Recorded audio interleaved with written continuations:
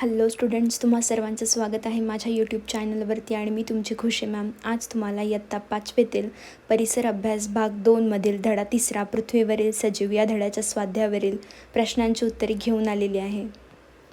चला तर मग सुरुवात करूया. प्रश्न क्रमांक 1. प्रत्येकी एका वाक्यात उत्तरे लिहा. एकपेशीय सजीव पाहण्यासाठी कशाची गरज असते? उत्तर: एकपेशीय सजीव पाहण्यासाठी सूक्ष्मदर्शकाची गरज असते. एकपेशीय सजीव कसे निर्माण झाले? उत्तर: एकपेशीय सजीव प्रथम पाण्यामध्ये निर्माण झाले. पुढचा प्रश्न क्रमांक 2. पुढील प्रश्नांची थोडक्यात उत्तरे लिहा. सूर्य आणि सूर्याभोवती फिरणारे ग्रह कसे निर्माण झाले?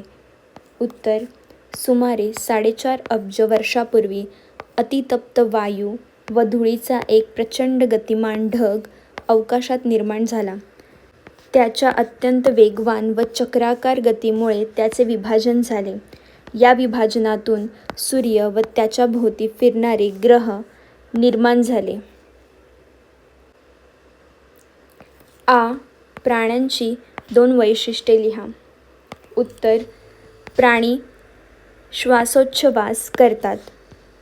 2. प्राणी अन्न मिळवण्यासाठी व अन्य कारणांसाठी हालचाल करतात. प्रश्न क्रमांक 3. पुढील चौकटीत लपलेल्या 5 ग्रहांची नावे शोधून त्याभोवती गोल करा. मंगळ, बुध, शुक्र, युरेनस, नेपच्यून. शेवटचा प्रश्न क्रमांक 4. पुढील घटना कालानुक्रमे लिहा.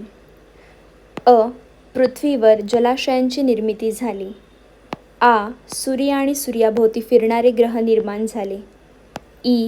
अनेक प्रकारचे एकपेशीय सजीव निर्माण झाले. तप्त वायू आणि धूळ यांनी मिळून बनलेला एक प्रचंड मोठा गतिमान ढग अवकाशात निर्माण झाला. उत्तर: 1. तप्त वायू आणि धूळ यांनी मिळून बनलेला एक प्रचंड मोठा गतिमान ढग अवकाशात निर्माण झाला. 2. सूर्य आणि सूर्याभोवती फिरणारे ग्रह निर्माण झाले. 3. पृथ्वीवर जलाशयांची निर्मिती झाली.